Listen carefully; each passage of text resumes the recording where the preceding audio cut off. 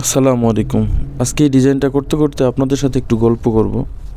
আমরা অনেকেই প্রবাস প্রবাস বলি, আসলে প্রবাস কি এটা আসলে আমরা জানি না। প্রবাস হচ্ছে একটা জেলখানার মতো। কেউ যদি চেষ্টা করে তাহলে প্রবাসের চেয়ে বেশি টাকা বাংলাদেশে বসে ইনকাম করতে পারে।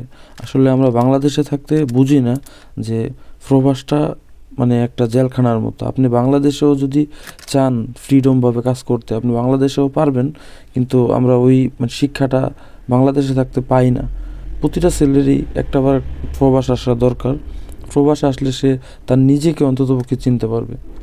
যে ছেলেটা এলাকায় হাঁটাহাঁটি করতো, ঘোরাঘুরি করতো, কোনো খাওয়ার টাইম নাই, ঘুমের টাইম নাই, কাজ কামের চিন্তা নাই, কিন্তু এখানে আসলে আপনি যদি কাজ না করেন, একবেলা খাবার দেওয়ার মতো কেউ আপনার থাকবে না।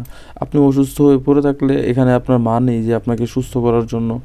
এখানে আপনি অসুস্থ হয়ে পড়ে থাকলেও কেউ আপনাকে দেখার মতো নাই, যে যার যার মতো কাজে ব্যস্ত।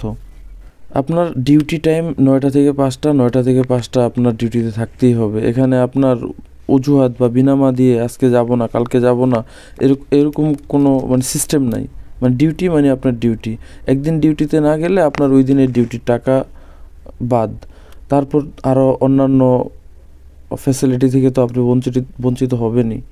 একটাবার যদি আপনি চিন্তা করেন, আপনার বেতন 800 রিয়াল, মানে হচ্ছে 25,000 টাকা।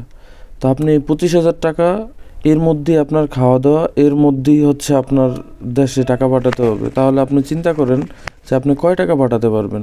হ্যাঁ, আপনার ইকামা বা আপনার যদি কোম্পানিতে আসেন তাহলে আপনার ইকামা হচ্ছে আপনার কোম্পানি করে দিবে, আপনাকে থাকার একটা রুম দিবে, কিন্তু আপনি যে খাবার খাবেন এই খাবারটা তো আপনাকে কিনে খেতে হবে। তাহলে আপনি 25,000 টাকা ইনকাম করে কয় টাকা দেশে পাঠাবেন আর কয় টাকা খাবেন?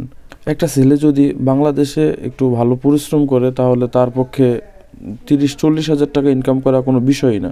যেমন আমি নিজে বাংলাদেশে আমার 40,000 টাকা ইনকাম করা কোনো মানে কষ্টসাধ্য বিষয় ছিলই না।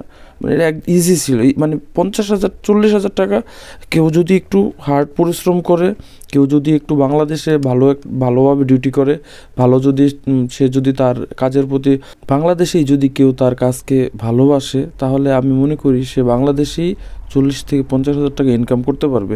এখনও বিভিন্ন কোম্পানিতে আছে বাংলাদেশেই প্রথম জয়েনিংয়ে আপনাকে 15,000 টাকা স্যালারি দিবে।